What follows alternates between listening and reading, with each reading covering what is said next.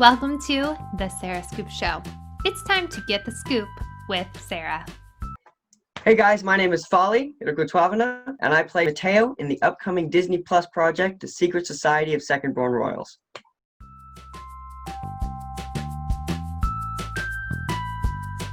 My name, Faly Rakotohavana, is of Malagasy origin.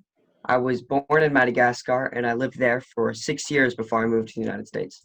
No, it's beautiful. It is beautiful. Water is just blue and blue and blue. It doesn't get bluer than that. It was beautiful. Beautiful waters.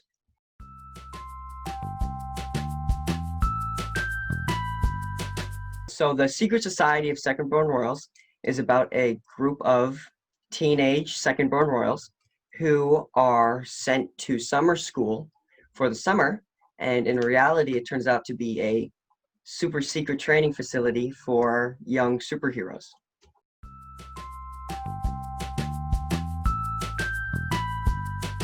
My character, Matteo, he is an extremely shy and awkward character, and he really plays a big part in the film because he's a huge contrast to the rest of the characters. The rest of the characters has a bit more bigger personalities than I say mine would. So he's a nice contrast to the story and to the people that also play in the film as well. And he's just a fun character, and I can't wait for you guys to see him.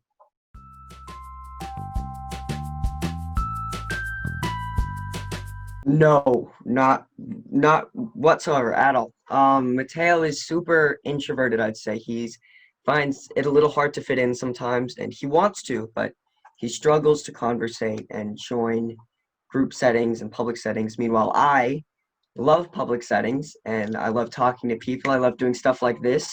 I love social interaction, so getting to play Mateo was really fun because that's like the complete opposite of myself. So it was a bit of a challenge. So it was cool.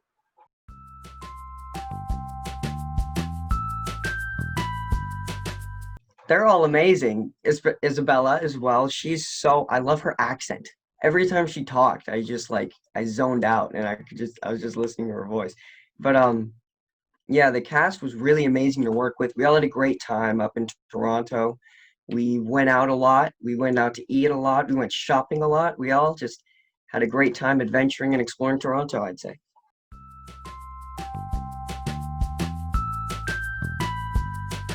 That was actually really nerve-wracking for me because the first audition I went to, I walked in and it was like with a group of, it was like maybe like more than 50 people in there for sure. It was almost 100, I think. But it was like, we were in there for an hour and a half waiting to audition. And usually when it comes to auditioning, I'll walk in, I'll see like 7 people there.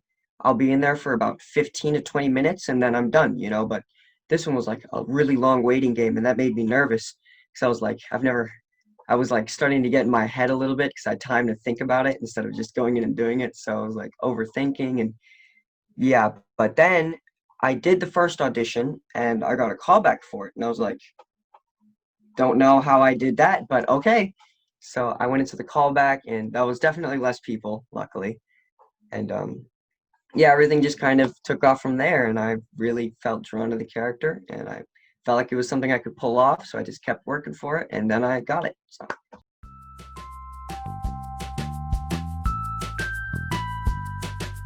When I found out, I was in the car with my dad, and he was taking me to another audition. I just finished school, so he was taking me to another audition. He picked me up, and I get a call from my manager, but it was a conference call with my agent as well. And I know whenever there's a conference call, something big is happening. So I kind of figured it out a little bit before they told me, but when they told me, I was just trying so hard to contain myself over the phone with my representation, and I was like, "Wow, thank you guys so much. This is so crazy." And then when they hung up, me and my dad just started screaming in the car on the way to the audition, and it was really exciting. It was great news. It was great news. I was so excited.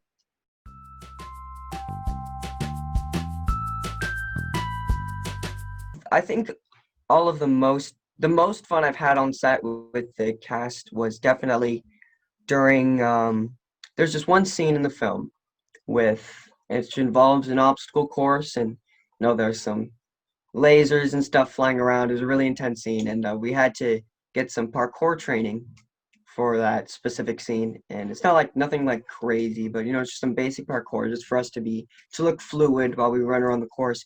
But there's this one moment where I had to jump over this block, and it wasn't too high, but it was high enough that I had to like vault over it.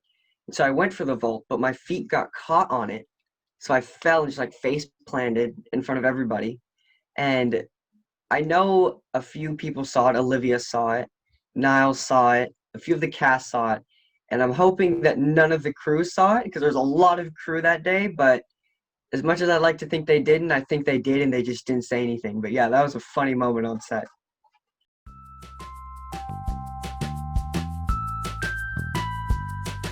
It was actually a lot of training. I was kind of surprised. There was a lot of different types of training we had to go, and we did some archery, we did parkour, we did some other just like fitness exercises and stuff just to keep us in shape. And it honestly was really exciting for me because I was like, it was it's still the idea of me being in a Disney Plus movie was still like fresh in my mind.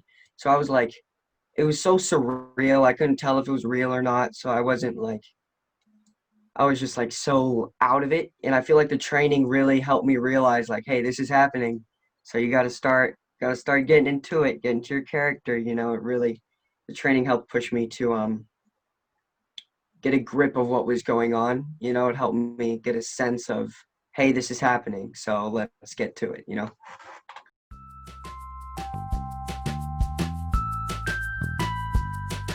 Yeah, I had not met any of them before the film. Uh, I did meet some of them at an audition before I booked the role. I met them all at an audition, and we kind of talked for a little bit then, but I never really hung out with them or really met them until we went to Canada, and that's when I started to actually meet them and hang out with them. But until that point, we never really, like talked or hung out as much.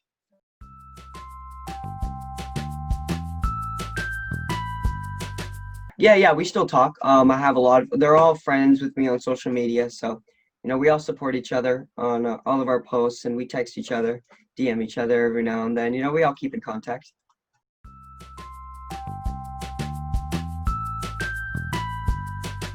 That was so crazy to me because I don't know why, but I expected everything to just like be on a set in Canada. And then they said everything was filming on location. So I was like, oh, this is cool. I can't wait to see the locations we're filming at. And then we ended up filming at like some actual castles in Canada. Like they were real castles. And I was in shock. I was like, this is insane. We're in a castle right now. Like we're actual royalty. It was really cool. We shot at some really awesome locations, and there were some big locations. There were some creepier locations. We filmed at this like abandoned mental institution for a little bit, and we were a little nervous in there, but it was fun. It was fun. We had a lot of adventures in that building, but yeah, it was surreal. It was crazy. I enjoyed every second of it though.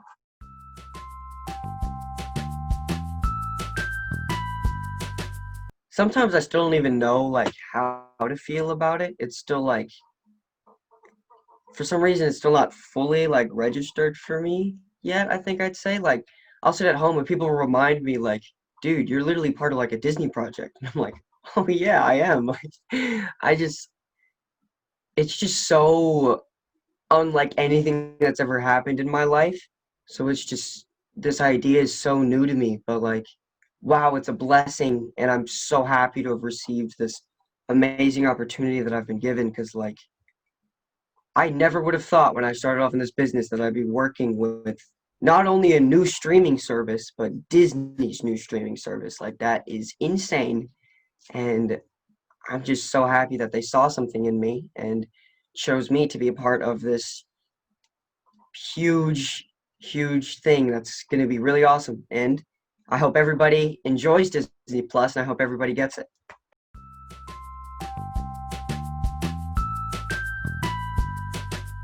My favorite Disney movie is always going to be Pirates of the Caribbean, the Curse of the Black Pearl. That, wow, the first time I watched that movie, I was living in Madagascar, and it gave me nightmares. But as I grew up and I watched it more and more, I ended up just loving it. And Johnny Depp, he was just born to play Jack Sparrow, and he he did a great job of that role, and he's really inspiring to watch. And I love watching him take on that crazy drunk pirate. But I think my favorite Disney show is The Mandalorian on Disney Plus. That I was drawn in every episode. I couldn't take my eyes off of it. It was an addicting show. Every episode, I was always there. I was ready to watch it. So, unlike other things that we've seen, that it was, I was watching it and I was like, this, this, it was like, it made me want to go out and do something. It made me want to go out and have adventures. And I feel like that's what all film should be inspiring us to do. It should motivate us to go do something, motivate us to think about things and really experience things in life.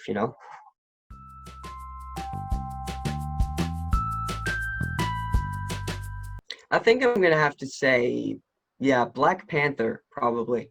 I know he's like Marvel, is like the MCU, but the MCU is Disney, so I think it counts. But yeah, Black Panther. He's Chadwick Boseman has always been a favorite actor of mine. So to see him go from Jackie Robinson to Black Panther is really crazy to see because like I've loved his acting for a long time. Then I got to see him play the first like African American Marvel superhero. So I was like, my mind was blown, and I loved the film. And Michael B. Jordan, I love him as well, and he absolutely destroyed Killmonger. He killed that role, and yeah, they were both so fun to see in a project together, and I enjoyed the film.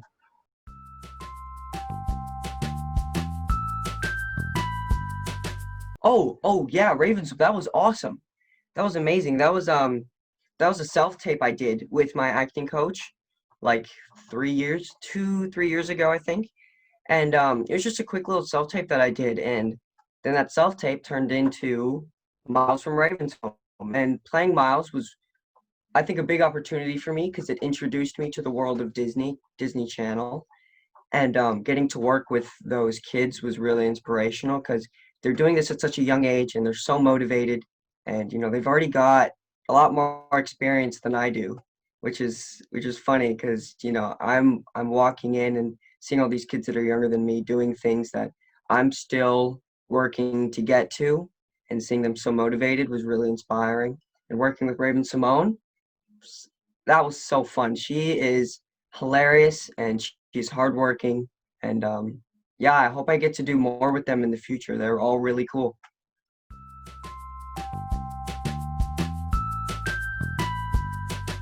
I think my whole life I've really wanted to be an actor. I never really considered it to be a passion though, because I never thought I could do it. I always, even when I was living in Madagascar, we had a box TV in the living room, and I'd watch a lot of American films and American TV show and American anime on it. And so then we moved to the United States, and my dad found an audition for some Nickelodeon thing. So I went in for it, and I was around 7 at this point. The only issue is that I had a stuttering issue that was so bad I couldn't even get through the audition. I had to like stop halfway through and just leave because like I couldn't say the lines. So that really took a toll on me, I'd say, because like that was a little bit embarrassing. So I had to take a break for a while. I got some speech therapy. I got the stutter sorted out. As you can see, I don't think I've stuttered that much this interview. So um, then in 6th grade, I started musical theater. And from there, I realized I want to make this a passion. This is a dream of mine. I want to be on the screen. I want to be on the TV. I want to be in the theaters. So I went to LA. We found an acting workshop that I did. And through the acting workshop, I got my agent and my manager. And then the career kind of just sprouted from there, I'd say.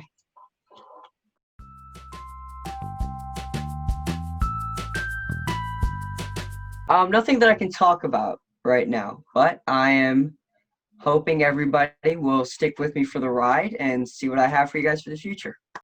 Thank you for watching The Sarah Scoop Show. Head to sarahscoop.com for more.